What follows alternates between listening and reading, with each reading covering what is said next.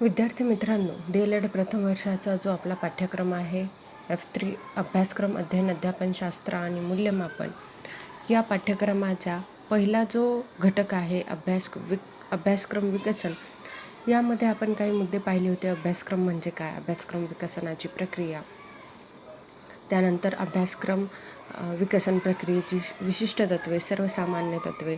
तर आज आपण पाहणार आहोत अभ्यासक्रम विकसनाचे टप्पे. यामध्ये ही प्रक्रिया घडत असताना यामध्ये कोणकोणते टप्पे येतात ते आपण यामध्ये पाहणार आहोत.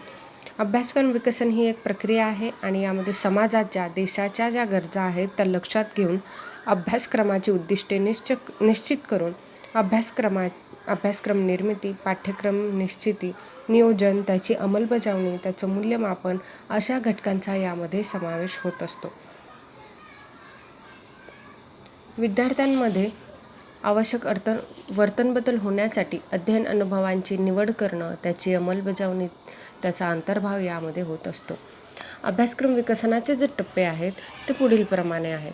तर पहा, याच्यामध्ये 6 टप्प्यांचा समावेश आहे. पहिला टप्पा आहे प्रसंगनिष्ठ विश्लेषण. त्यानंतर दुसरा आहे तो ध्येय व उद्दिष्टांची निश्चिती. तिसरा आहे आशयाची निवड व संघटन. चौथा आहे सातत्य. पाचवा आहे अध्ययन पद्धती व अध्ययन अनुभवांची निवड व संघटन. सहावा आहे मूल्यमापन. अशी ही जी 6 टप्पे आहेत ती अभ्यासक्रम विकसनाच्या प्रक्रियेमध्ये समाविष्ट करण्यात आलेली आहेत. तर पहिलं आपण पाहू प्रसंगनिष्ठ विश्लेषण. जी काही सद्यस्थिती आहे, वस्तुस्थिती आहे, त्याचा आढावा घेऊन, म्हणजे समाजाच्या गरजा कोणत्या आहेत, समाजामध्ये कोणते परिवर्तन घडणं आवश्यक आहे, या घटनांचं विश्लेषण करून त्यानुसार अभ्यासक्रम विकसनाची जी प्रक्रिया आहे ती होत असते. शैक्षणिक संस्थांमधून शिक्षण घेऊन जेव्हा विद्यार्थी बाहेर पडतात, त्यांच्यामध्ये कोणती आवश्यक कौशल्ये आत्मसात झाली पाहिजेत असं समाजाला वाटतं, त्यानुसार अभ्यासक्रम विकसनाची प्रक्रिया ही ठरत असते.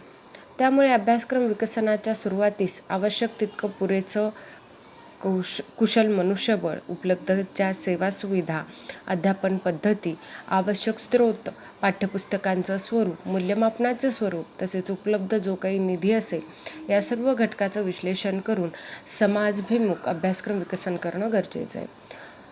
प्रसंगनिष्ठ विश्लेषण या मुद्द्यात काय सांगितलेलं आहे, जी काही समाजाची गरज आहे त्याची आपण सद्यस्थिती जाणून घेतली पाहिजे, त्याचा आढावा समजून घेतला पाहिजे आणि समाजामध्ये कोणते परिवर्तन घडून येणं आवश्यक आहे. जर एखादा विद्यार्थी एखाद्या शिक्षण संस्थेमधून शिक्षण घेऊन बाहेर पडत असेल तर त्यामध्ये कोणती कौशल्य आत्मसात त्याने केली पाहिजे, या सर्व मुद्द्यांचा विचार करून अभ्यासक्रम हा ठरवला जातो, ही प्रक्रिया ठरत असते. त्यानंतरचा दुसरा मुद्दा तो म्हणजे ध्येय व उद्दिष्टांची निश्चिती. आपण जेव्हा कोणतंही कार्य करतो तेव्हा आपल्या डोळ्यासमोर एक ध्येय असतं, उद्दिष्ट असतं. मग जी प्रक्रिया आहे, जी एक सुजाण नागरिक घडवणाऱ्या पिढीचं भवितव्य ठरवणार आहे, या प्रक्रियेमध्ये मग या प्रक्रियेची ध्येय आणि उद्दिष्ट हे अगोदरच ठरवण्यात यायला हवी. ध्येय, उद्दिष्टे हे अभ्यासक्रम विकसनाच्या दुसऱ्या टप्प्यामध्ये येतं.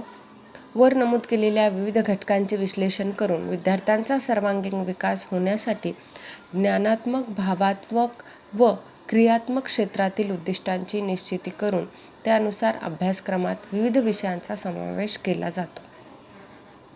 विद्यार्थ्यांचा सर्वांगीण विकास म्हणजे त्यांचा ज्ञानात्मक विकास व्हायला हवा, भावात्मक आणि क्रियात्मक यानुसार या क्षेत्रामध्ये उद्दिष्टांची निश्चिती करून अभ्यासक्रम विकसनाची प्रक्रिया ही केली जाते. विविध विषय या अभ्यासक्रमात समाविष्ट केले जातात. उद्दिष्टे ठरवताना ती साध्य होण्यासाठी आवश्यक अध्ययन अनुभवांची निर्मिती करून विविध विषय व त्या अंतर्गत विविध घटकांचा समावेश अभ्यासक्रमामध्ये करण्यात येतो. अभ्यासक्रमाची ध्येये विद्यार्थ्यांमधील दूरगामी वर्तन बदल असतात, तर उद्दिष्टे ही अभ्यासक्रमाच्या विशिष्ट टप्प्यावर साध्य करावयाचे वर्तन बदल असतात. अभ्यासक्रमाचं ध्येय कसं आहे, दूरगामी आहे. दूरचा विचार करून विद्यार्थ्यांमध्ये कोणते वर्तन बदल घडवून आणायचे असतात, तर ती कोणती असतात, ध्येय असतात. आणि उद्दिष्टे म्हणजे काय, थोड्या थोड्या टप्प्यावर, म्हणजे एक युनिट हा कोणत्या उद्दिष्टानुसार विद्यार्थ्यांमध्ये वैज्ञानिक दृष्टिकोन निर्माण व्हावा किंवा पर्यावरणाविषयी जागृती निर्माण व्हावी, अशी जी काही छोटी छोटी उद्दिष्टे आहेत ती विशिष्ट टप्प्यावर साध्य करण्यासाठी किंवा त्यांच्यामध्ये वर्तन बदल घडवून आणण्यासाठी असतात. तर विद्यार्थ्यांनो, ध्येये ही दूरगामी वर्तन बदल घडवतात, तर उद्दिष्टे ही विशिष्ट टप्प्यावर साध्य करायची असतात. अभ्यासक्रमानुसार विद्यार्थ्यांमध्ये स्पष्टता, अचूकता, तर्कशक्तीचा विकास, त्यांची तथ्ये व मते मांडता येणं किंवा त्यामधील भेद समजणं, मूल्यांची जाणीव, व्यक्तिमत्त्वाचा जो विकास आहे तो होणं आवश्यक असतं. त्या दृष्टीने अभ्यासक्रम विकसनाच्या या टप्प्यामध्ये या सर्व गोष्टींचा विचार करून अभ्यासक्रमाची ध्येय आणि उद्दिष्टे यांची निश्चितीही केलेली असते. तर पहा विद्यार्थी मित्रांनो, आता तिसरा मुद्दा जो आहे किंवा तिसरा टप्पा म्हणता येईल अभ्यासक्रम विकसन प्रक्रियेतला, तो आहे आशयाची निवड आणि संघटन. सध्याचा जो काळ आहे तो ज्ञानाचं युग आहे आणि या काळात ज्ञानाचा प्रस्फोट झालेला आपल्याला पाहायला मिळतो. त्यामुळे अभ्यासक्रमात समावेश करायचा जो काही आशय, विषय किंवा काळाच्या गरजा पूर्ण करण्याची क्षमता त्याच्यामध्ये असणं आवश्यक आहे. समाजाच्या ज्या गरजा आहेत, ज्या अपेक्षा आहेत, तो परिपूर्ण करणारा असा अभ्यासक्रम आपल्याला तयार करायचा असतो. समाजाच्या सामाजिक असेल, आर्थिक, सांस्कृतिक गरजा पूर्ण होण्याच्या दृष्टीने अभ्यासक्रमातील जो आशय आहे तो निवडलेला असतो.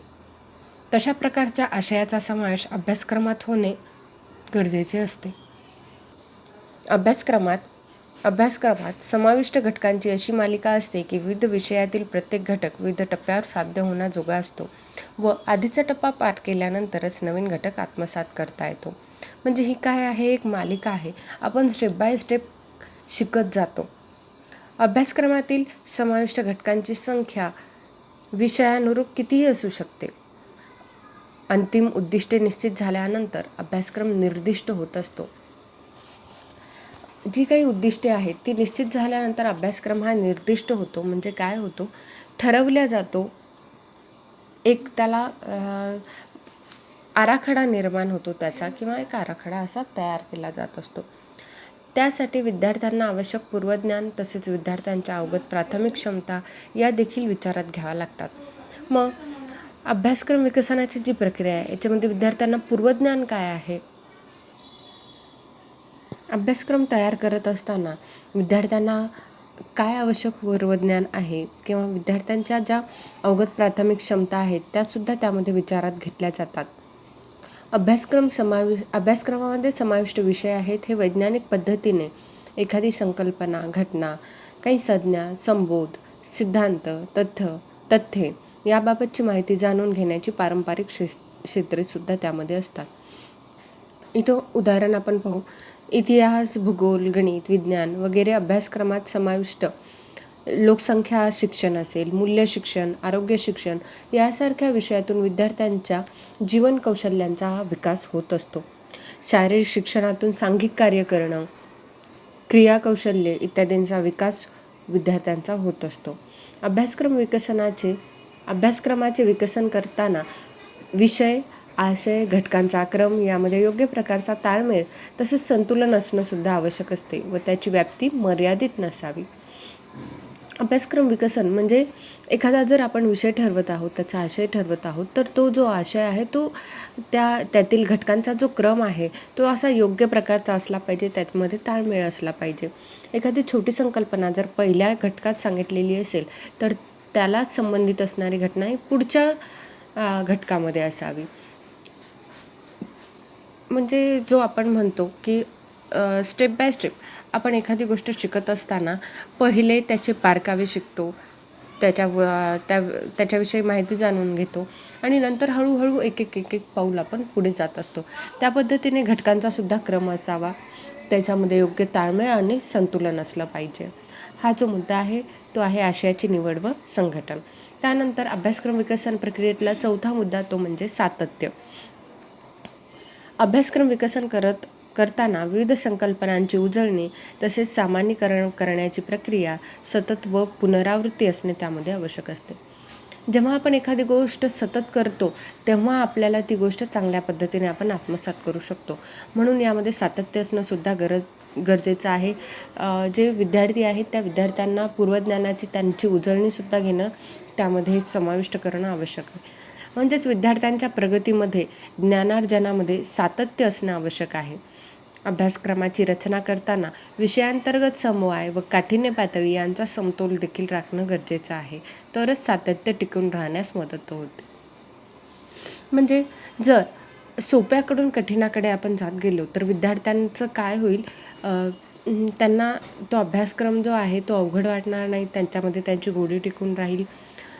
आणि जो समवाय आहे अभ्यासक्रमाची रचना करताना, एखादा जो घटक असतो आपण इतिहासातही पाहतो आणि आणखीन काही घटनांमध्ये भूगोलातही पाहतो, किंवा जो एखादा घटक आहे जो विज्ञानामध्ये पण आहे आणि भूगोलामध्ये आहे, असे काही जे घटक आहेत ते शिकताना त्यामधला जो समवाय आहे, कोरिलेशन आहे, ते आपण समजून घेतलं पाहिजे. आणि जी काठिण्य पातळी आहे विषयाची, ती विद्यार्थ्यांच्या वयोमर्यादेनुसार आहे का नाही याचा समतोलसुद्धा राखणं गरजेचं आहे. त्यानंतरचा मुद्दा आहे अभ्यासक्रम विकसन प्रक्रियेतला 5वा, तो म्हणजे अध्ययन पद्धती व अध्ययन अनुभवांची निवड व संघटन. अभ्यासक्रम विकसनाच्या या टप्प्यावर अभ्यासक्रमामध्ये जे समाविष्ट विषय आहेत, त्या विषयाची जी उद्दिष्ट आहेत, त्या उद्दिष्टानुसार अध्ययन स्तराच्या प्रत्येक स्तरासाठी, घटकासाठी अध्यापन पद्धती तसेच योग्य प्रकारचे अध्ययन अनुभव याची निवड करणे गरजेचे असते. अध्यापनाच्या वेगवेगळ्या पद्धती आहेत. स्पष्टीकरण आहे, कथन आहे, प्रायोगिक आहे, आणखीन म्हणजे काही सूत्रेसुद्धा आहेत, जसे सोप्याकडून कठीणाकडे, कठीणाकडून सोप्याकडे, किंवा जे जे आपल्याला विद्यार्थ्यांना शिकवत असताना अनुभव द्यायचे आहेत, ते अनुभव याची निवड करणं गरजेचं आहे. अध्यापनाच्या पद्धती, अध्यापनाची तंत्रे, अध्यापनाची जी काही साधने आहेत, टीचिंग एड्स आहेत,